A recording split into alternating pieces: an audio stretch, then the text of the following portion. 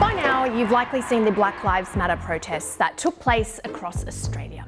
Many people had many opinions on these protests, including former Australian Senator Darren Hinch, who 2 days out tweeted, "The word went out that protesters would not be fined. The only inference to be drawn, government going soft because it's an Aboriginal issue." Okay, so protesters were fined, and definitely that's not the only inference to be drawn. And also, wow, when someone pointed out that the shockingly high rates of Indigenous incarceration weren't just an Aboriginal issue, Darren offered a suggestion: lower that average by committing less crime. Now, why didn't anyone else think of that, huh? On the surface, this seems a reasonable argument, and it's one that I just keep seeing repeated. Only people who commit a crime go to jail, so if you don't want to end up in jail, don't commit a crime. Kind of simple. Except no, it's really not. Let's start with the obvious. One, that sentiment is devoid of any recognition of the myriad reasons people commit crimes and the conditions that may compel them to do so. Two, it offers no examination of what constitutes a crime or who ascribes criminality and under which circumstance. Three, just shut up, Darren. Now, someone is absolutely gonna at me and say Aboriginal people commit crimes, Jan, and some of those crimes are very bad and deserve due punishment, Jan. And to that, I say, yes. But it is also true that crime and punishment play out very differently for Indigenous and non-Indigenous people. Let me give you some examples. In WA, up until last year, police could arrest and jail you for unpaid fines. This meant that you could end up behind bars for little more than speeding. And when I say you, I mean Aboriginal women. 64% of all women jailed for defaulting on fines in WA were Aboriginal. Now, I'm sure that Darren, commit less crime Hinch, would say, well, drive properly then. Except Aboriginal drivers in WA more likely to get fines from police officers than traffic cameras, leading to a notable ethnic disparity in the issuing of fines.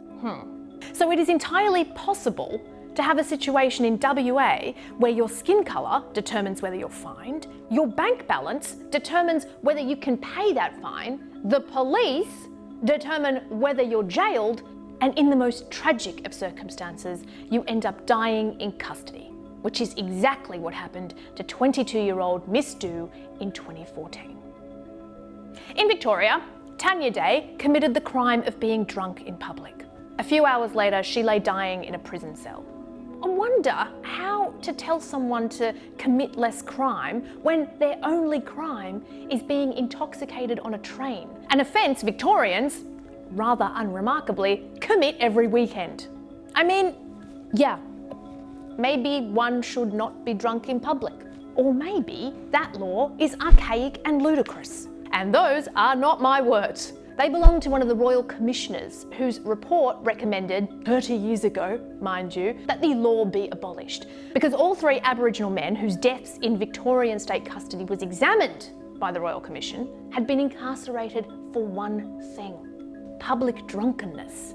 So here we have a scenario where the same trivial offence has led to the death of a person, not once, not twice, but 3 times. Yet the state of Victoria waited 3 decades until it happened again to implement the recommendation.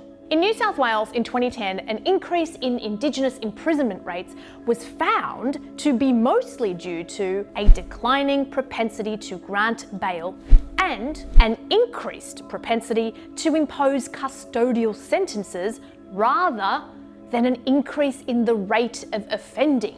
So, more time, not necessarily more crime. Staying in New South Wales, and if you're Indigenous and done for cannabis possession, you're probably going to court. Once there, your prob's not getting off lightly. It's a different scenario for non-Indigenous folks, even though it's the same crime. Now you can look at these figures and go, we'll smoke less pot then. Or you can look at these figures and go, that's weird. Why is that happening?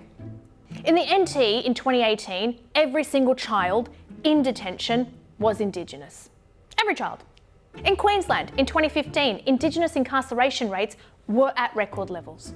Nationally, since 2008, more than half of 147 Indigenous people who died in custody had not been found guilty. But sure, kindly commit less crime even though you've not been convicted of one. I mean, how many stories like this, in how many states, over how many years do we need to hear about before we say, maybe we can't chalk all of this up to personal responsibility? Maybe telling people to commit less crime belies a reality of compounding sentences, racial profiling, historical injustice, poverty, mental illness, criminal history, substance abuse, juvenile detention, poor educational outcomes, lack of jobs, and/or any combination thereof that may contribute to the incarceration of a person. It's not that telling someone to commit less crime is incorrect, it's just that it's inadequate and misleading and simplistic.